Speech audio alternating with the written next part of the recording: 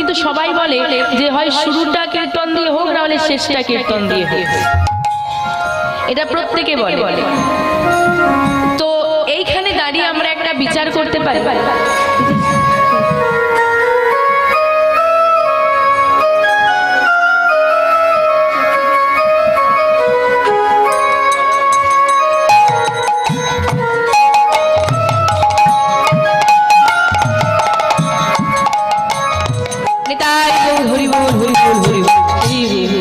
তো এখানে দাঁড়িয়ে আমরা বিচার করতে পারি বাবা, নিজেরা বিচার করে দেখেন, যদি শাস্ত্র আলোচনা বাড়ে, ধর্মীয় আলোচনা বাড়ে, কীর্তন বাড়ে, তাহলে মানুষের মানসিকতা বাড়ার কথা না কমার কথা?